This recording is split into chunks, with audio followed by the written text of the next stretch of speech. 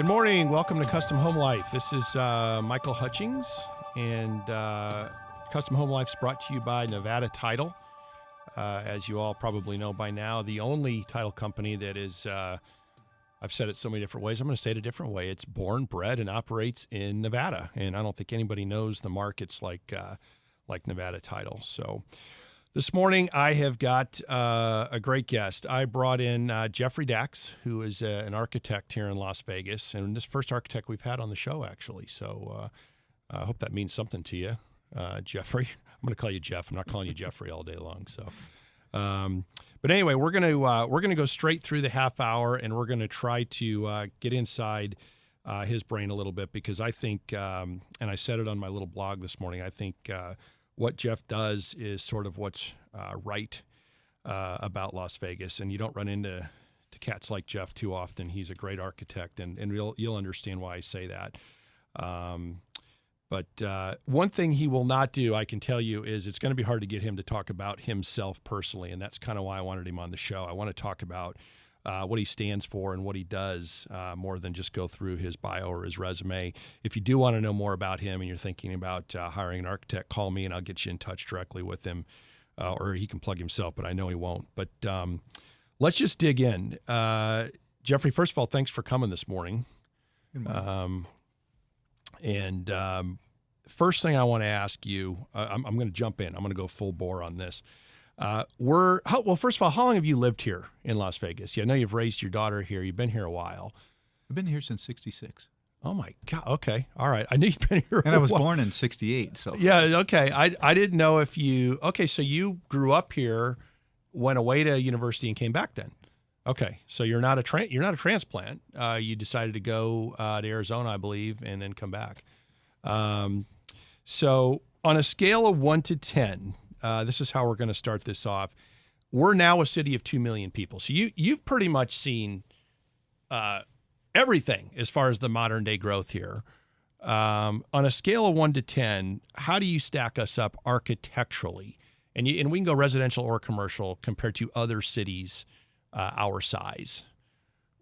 Well, I think we're a one pony show.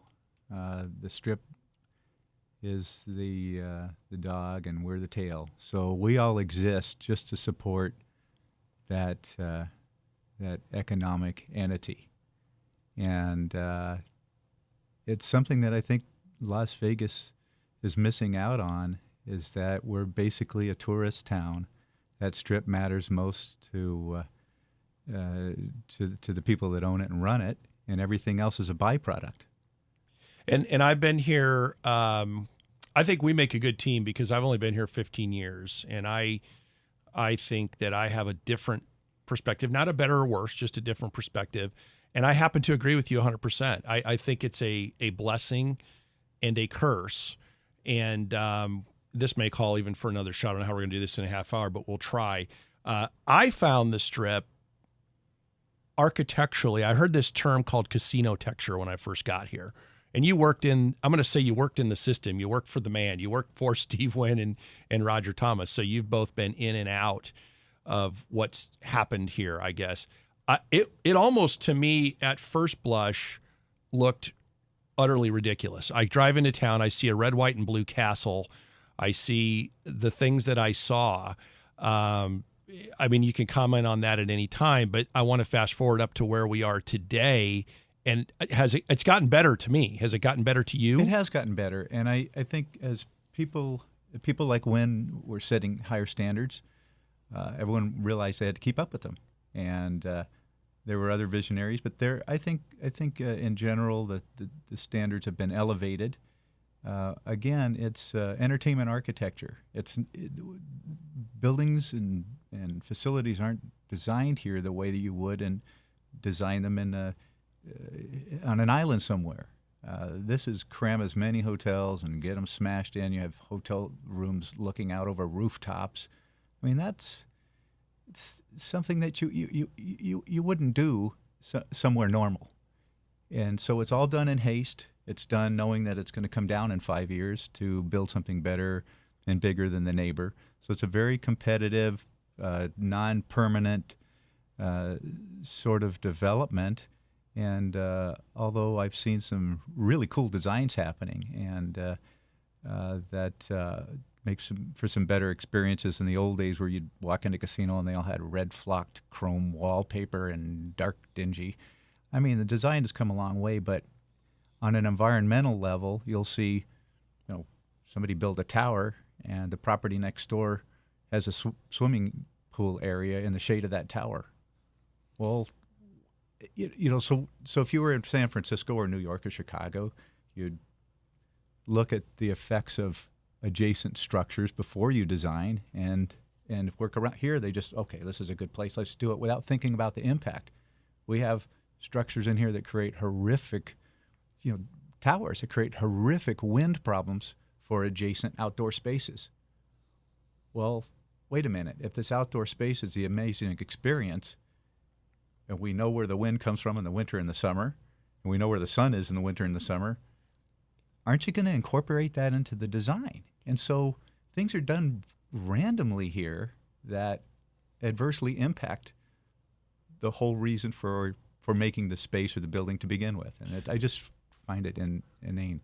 Well, we're going to end up coming back to this. We're going to have to fully express our thoughts on this, but just where you ended, I feel that same,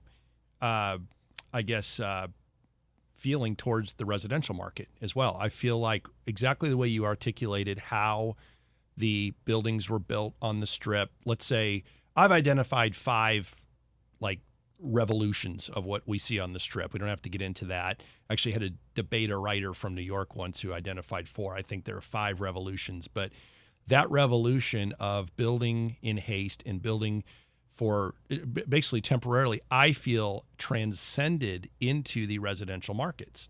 And you don't have to agree or disagree, but that's the way I felt. That's why I started a custom home building company, because I felt like, and I've got a background in the production building arena, I felt like we were building the production. I felt like we were building the Camaros of homes as opposed to the Aston Martins of homes. I agree, and I think a lot of it's in the planning. We see, I live in Summerlin, and they're real proud of the master plan community. And what they do is they create these villages with these nicely designed and unique exterior, periphery containers, if you will. And then they have the same old tract house builders come in and plop in 150 of these boxes that are all smashed together. So while the master planning on a conceptual level, folding in parks and recreation, so on and so forth, works, they're selling these properties to people that we've been doing this 50 years, and they come in and smash in these homes that are 10 feet apart. You're listening to your neighbor's air conditioning whirring and their pool pumps whirring, and you have no privacy, no peace. They're stacked in there, and the homes they're horrid. You drive down the street, you don't know one neighborhood from the next.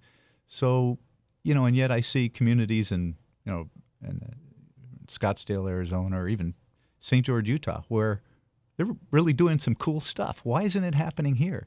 And a lot of it, I think, is just greed-driven. It's the land's so expensive, and they've got the MBAs with their pencils sharpened, and we're going to squeeze this much out of profit out of this, and they will only make a better environment if the next door neighbor is doing it. The only way we're going to see better tract homes is if the guy next door does something cool and everybody starts buying them. It's true. It's sad, but that's the only true. reason. Yeah, it's not because it's the right thing to do. Right. They'll feel left out, and I've said before, there's a very short memory in Las Vegas. I mean, and the other thing that I wanted to bring up, and we talked about it earlier, I've said this before, I want to know what you think. In some sick, perverse way, do you think that this collapse, this recession that we went through, which was really bad. I mean, I've seen values in some cases go down 90% plus. I think it in some sick way was better for this market. I think you have to try harder now to sell a product, whether it be commercial or residential. That's my opinion. I don't want to push that on you, but what are your thoughts on that? I agree. We all needed to come up for air. And along the story of the tortoise and the hare, I've always been the tortoise. I just kind of marching along. and I saw all this chaos and this craziness, and there's some irreparable damage that was done to this valley, environmentally, and so to stop and be able to take a look and breathe and relax. And again, a lot of people were hurt. The construction industry, I think there was 75% unemployment in the architecture and engineering. Yep. So a lot of people, including myself, were kicked in the knee, and yet I have to admit that I wasn't really surprised. They talk about the Manhattanization of the Strip, and I thought, where are these people coming from? They're going to spend $1,000 a square foot on a condo. Well, guess what? They didn't. They didn't come. And so you and I, regular average Joe, watching this, saw how ridiculous it was and predicted it, and then it happened. Well, you've told me before you don't like to design necessarily around a specific product, because we've talked about different products, building with different products. In a lot of your buildings, which I'm going to say it, you'll never say it, you have some award-winning buildings around town. Every time I have a conversation with you, and I think this is apropos, we end up talking about the sun and how the sun and the heat affects products. Let's talk a little bit about things that you like to do or see in a Las Vegas, a Southern Nevada building. It doesn't have to be residential. It can be commercial. What are some of the things you've done that the general public listening might not even be aware of? I mean, you said earlier, the sun ends up where it ends up every single month, every single year.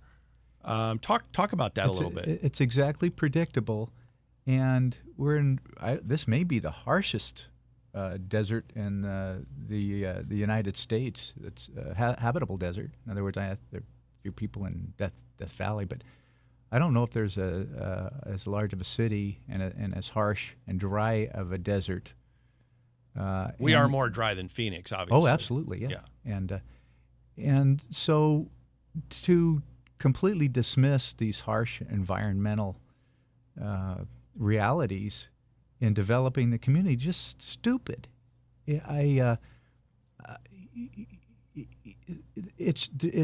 It's developed with complete ignorance of a very predictable occurrence. Exactly. I see, and so whenever I design, I think about the sun, the winter breezes, the southern breeze, and this is supposed to be Design 101.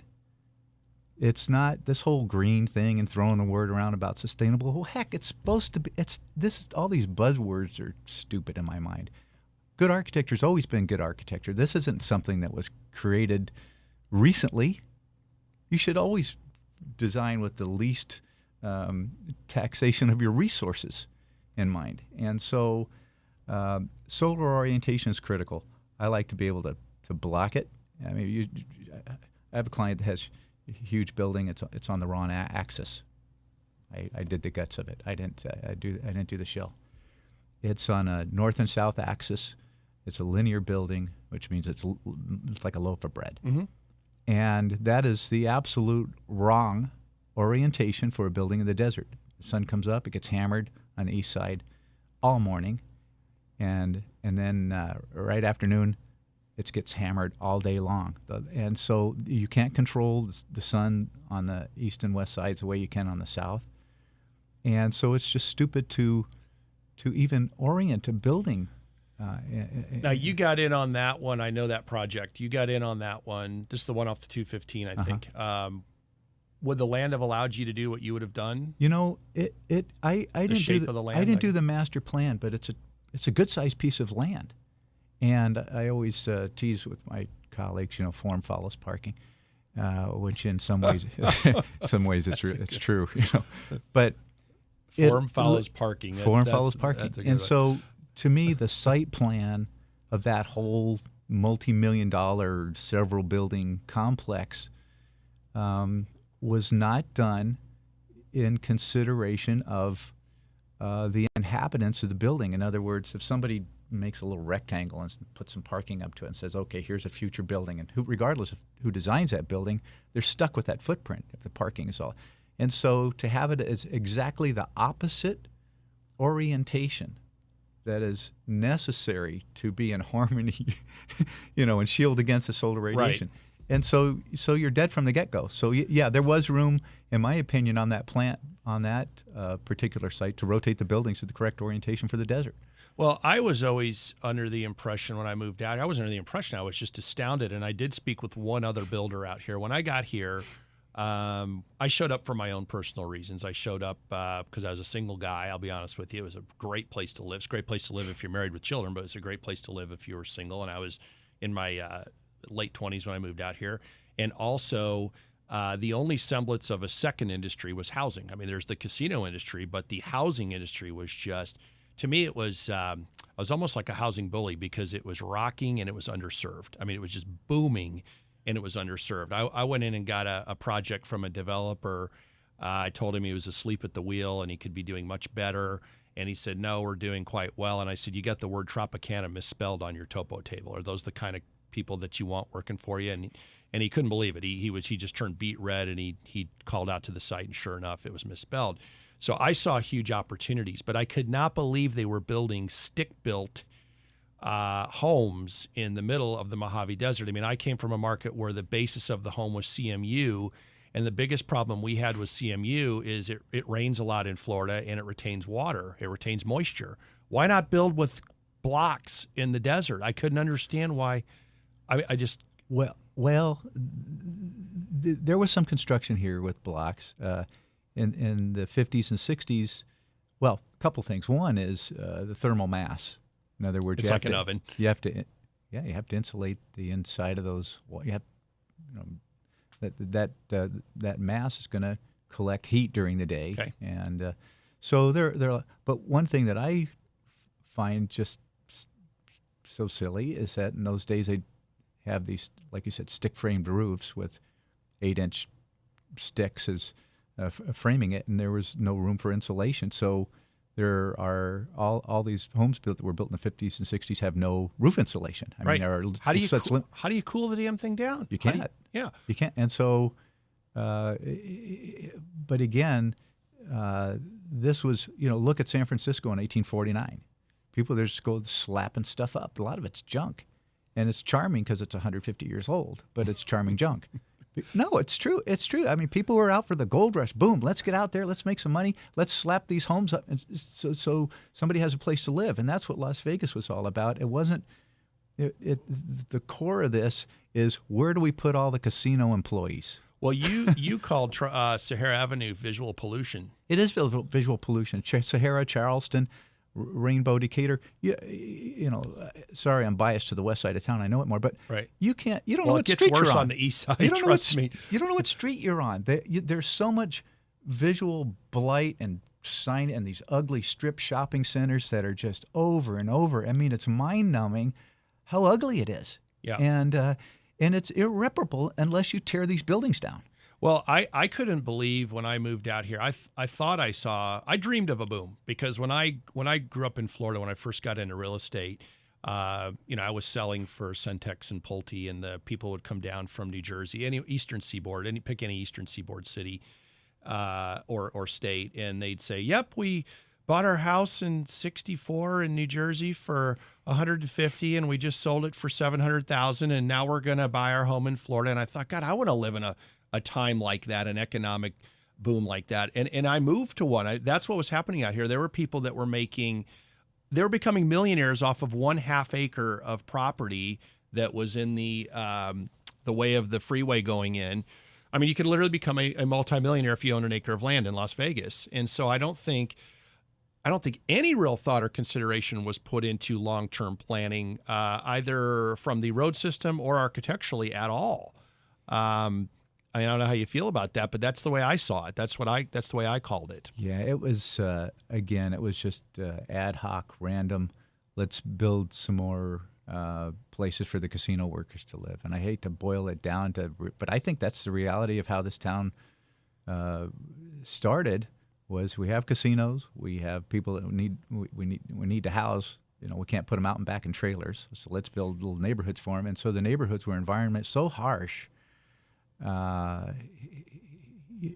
It's sad. Well, I've got good news and bad news. I was talking with a large real estate company Thursday maybe. I had a meeting with a company that was interested in our company, and this guy's coming in from, he owns real estate companies in Florida and Colorado and Southern California, and he's coming into this market, and we were talking about the market. And I said, we will never see that kind of a market again. We've sort of protected ourselves in a sense that we'll never have the job growth that we had because we'll never build on the level that we had again, at least in our lifetimes. And I said, higher end properties is the future of Las Vegas. I see this more as a Palm Springs with gambling than I do 15, 60-story casinos going up, employing 25,000 workers each. I think that's good for Las Vegas. I think it's going to be a more discerning buyer, a more educated buyer, and I think it's an opportunity to build better product. Don't you? No, I agree. And going back to your comment, we're not going to see that boom again. I hope not. But barring California breaking off, San Andreas letting loose, and some catastrophe that would result in tons of people migrating here. I mean, the natural resources can't afford that kind of growth. And the thing that concerns me is nobody has the guts, our political leaders don't have the guts to control that. They say everybody has the right to develop their properties. And so what happens to this place when there's 4 million people? 6. We don't have the resources to support that. It's living very perilously, and I don't want to be here then. I'm wondering why I'm here now sometimes. Yeah, no, I have the same thoughts. I just can't. I'm so firmly entrenched here, probably even more so than you, because your daughter's reaching that point of being grown or is grown, and I'm just starting out with a family, and we have businesses here. Sometimes I just want to go to a more organic market, but I'm not going to give up on this place. I think there's I think there's more opportunity right now to create a model environment than there's ever been. So maybe that's our role for the next 10, 15 years, is to try and make that happen. Well, I think with this cessation, this lull or this economic train wreck that we all experienced, I think there's a time to fill your lungs, look back, sit back and look at what we've done and how do we put some Band-Aids on it, and hopefully some strong ones, and patch up what we've done and make it even better. So I'm looking forward to that. Just briefly, I know you probably won't talk about this too much, but you did work for Steve Wynn. You've told me some decent stories about kind of hanging out with him on the jet and stuff. And so I think what's happened on this last go round, and I'll name the main guy that pulled it off, was Bobby Baldwin and Jim Murin. I think this last go around was City Center Wynn, which is why I brought that up, and Palazzo. I think those buildings, and actually the Arquitectonica building, the Cosmopolitan, although it has not been a financial success, it's a gorgeous building. I think that's good for the Strip. I don't think they look like cartoon characters. I think they look like beautiful buildings with excellent architecture and interior design. I think that's going to translate into residential design out here. Do you agree or disagree? Well, I'll have to agree on the basis that I've seen a lot of the junk on the Strip translate into junk, into the commercial sector. Right. And it's interesting how those how it does afflict the market. And I don't know why we have to look to this cliched, Las Vegas Disneyland for our architectural inspiration. That's entertainment architecture. It has nothing to do with, just leave it alone, let it be. And well, the reason I think it crossed, which is why I went to, you did your stint on the Strip, I did my little stint on the Strip, and I'm glad I got to do it. I think anybody who lives here their entire adult life should participate in that, at least for a little bit, to see what it's like on the inside. And that is a world, inside the casino world is either a drama or a sitcom. I don't know which, but that is a wild world. I could probably only relate it to something like either in Hollywood or the high finance world of New York. But being inside that was kind of cool. And it crossed it. I felt like it came to me. I didn't go to it because we started selling condos on the Strip. I mean, it's the first time you could actually live in the Strip. So I wanted to be a part of that for no other reason than just to be a part of it, basically. And so I think that's where it crossed. I mean, I've been a big proponent of Veer, although it's had some major problems. Talk about wind. That's a building that, it hasn't sealed properly. There's wind billowing through the elevator shafts and hallways of that building, and they still can't figure it out to a large degree. But it did bring Helmut Jan to the Strip. It did create something that was as quasi-correctly modern as one could see right on the center of the Strip. So I think some good came out of it. I want to think that some good came out of it. You know, it doesn't really impact anyone that doesn't engage in the Strip activities. And to me, my first reaction of it, and after walking through it, oh, this place is cool, and I just could see it on the Chicago waterfront. It didn't seem to fit into that. The glitzy, ours is shinier and bigger and zoomier than yours sort of competition thing that's happening on the Strip. But I think most locals pretty much ignore what's going on there. They might go to work there and leave, but I have no interest in, as a local, going to the Strip to hang out. So I don't know that it really impacts any of us other than for the employment side of the equation. And, Right. Yeah, that was my favorite. My second favorite being torn down. So the Sir Norman Foster building is not going to make it, the Harmon. But anyway, great insights. That went quick. If you feel up to it, I'd like to get you back here because there's so much I'd like to explore and talk about. And I'm going to go back on Monday to trying to make this a better market. I think guys like you make this a better market. I'm fortunate to have been able to met you.